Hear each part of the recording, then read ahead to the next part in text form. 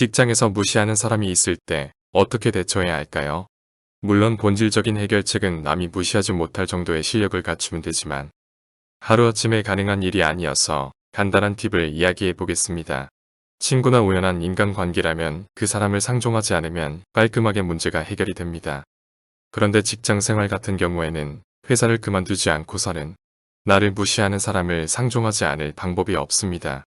생계가 걸려 있는데 깔끔하게 직장을 그만둘 수도 없는 노릇이지요. 그렇다고 나를 무시한다는 이유로 그 사람과 대판 싸울 수도 없습니다. 그 사람이 나의 직속 상관인 경우 직장 생활에 적응에 문제가 생길 수도 있고 제대로 업무를 가르쳐주지 않는 상황도 생길 수가 있습니다.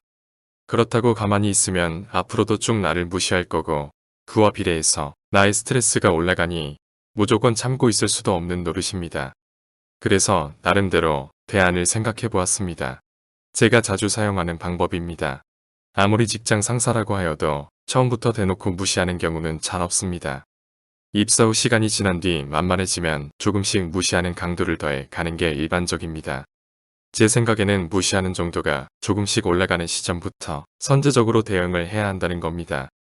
나를 무시한다는 느낌이 들기 시작할 때 무조건 가만히 있는 것이 아니라 기분이 별로 좋지 않다는 것을 상대방에게 넣은 저시 신호를 보내야 한다는 겁니다. 대놓고 직설적으로 항의를 하면 상황이 극단적으로 치달을 수 있는 위험이 있습니다. 구체적으로 제가 자주 사용하는 방법을 이야기해 보겠습니다.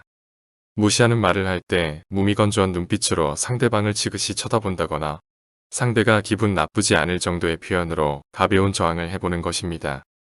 상대방에게 앞으로는 무시하지 말라는 은근한 메시지를 보내는 것이죠. 둔감한 사람들도 많으니 수시로 그런 신호를 보내는 것이 중요합니다.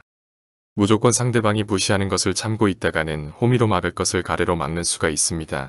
어느 정도 수위로 항의를 표현을 할 것인지, 어떤 방법으로 항의를 표현할 것인지는 개인이 처한 상황에 따라 달라질 수 있습니다.